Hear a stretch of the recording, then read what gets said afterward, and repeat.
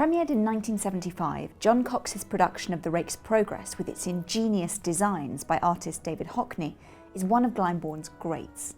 Nearly 50 years on, and it has travelled all over the world and is still the definitive staging of Stravinsky's opera.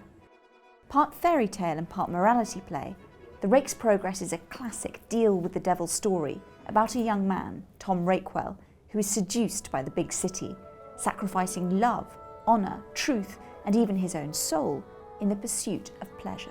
Stravinsky's score takes inspiration from Handel and Mozart, reinventing the 18th century musical world for 20th century ears, twisting and distorting it to create opera for a new era, one foot in the musical past, but eyes fixed firmly on the future. David Hockney's designs play the same game with tradition and expectation.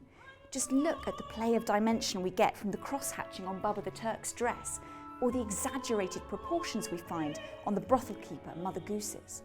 From the choice of colours to cut and embellishment, this is all about illusion and artifice, not reality.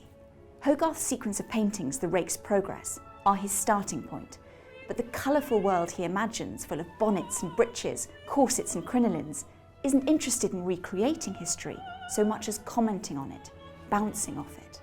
It's an approach we're increasingly seeing on film and television, in Bridgerton, Emma, and Love and Friendship.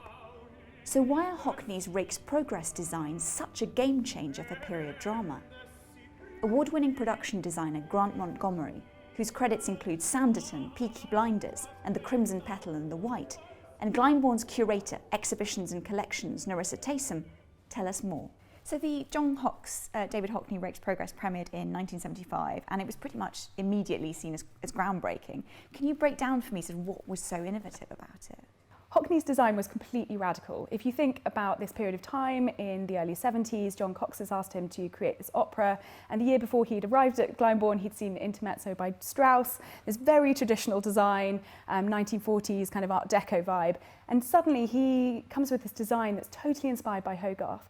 And he uses his visual source consistently through the design. So we see this incredible cross-hatching that he translates from what were initially drawings, and then he made models, and then he translates them onto stage into these totally 3D and immersive prints.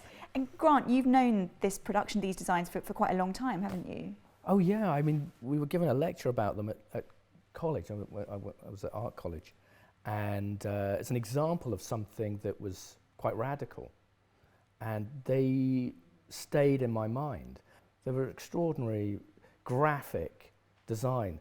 No one had kind of done something quite like that. Had gone to another artist and basically done a homage, but in a very particular way that actually echoed, reflected, expanded on that artist's work.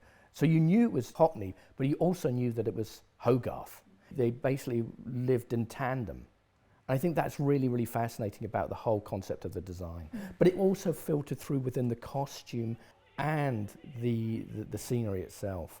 They work in tandem all the way through, so it is complete. And it's very radical, a bit like Stravinsky's music is radical. All of that works together, it's harmonious.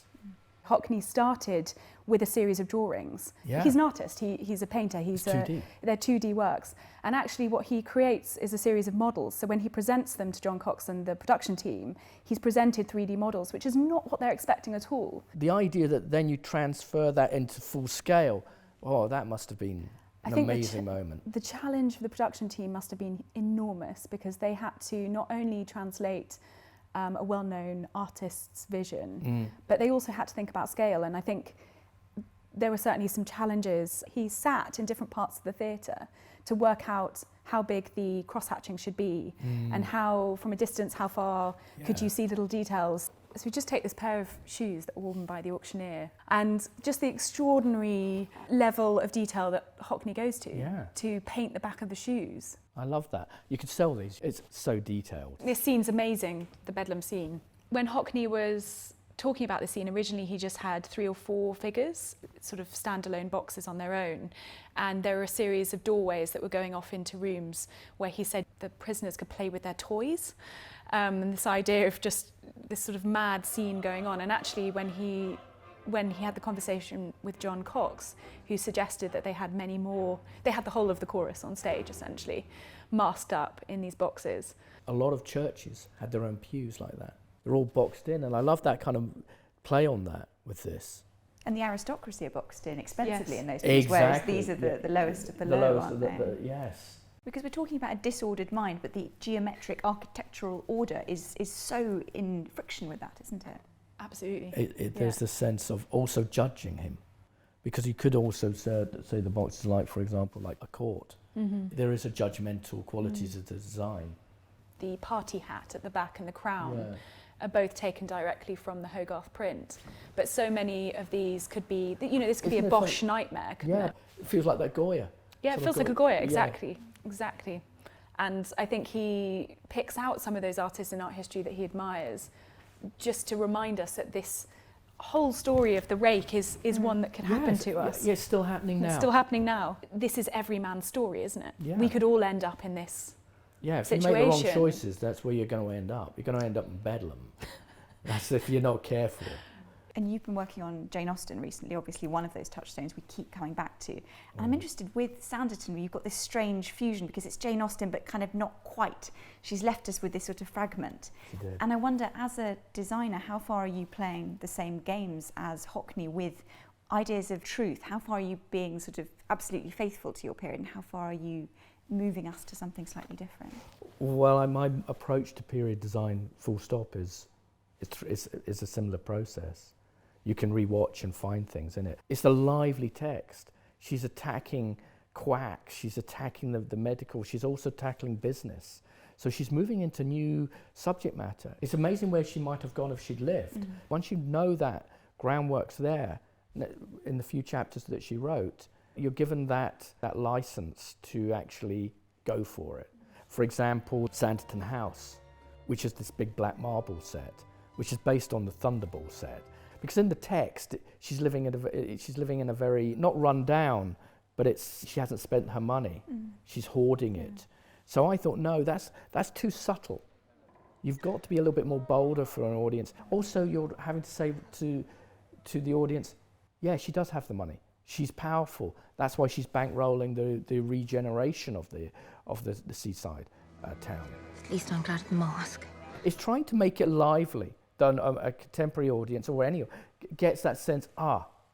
There is a freshness to it. It's trying to give a little bit of a twist. And do you think we're seeing a sea change in period drama at the moment? I still think we still want our period worlds to be comfortable, safe, and I don't think history is safe. What Hogarth shows us and Rake is that anybody can fall, and it's a grubby world. It's messy. It's much more scarier than that.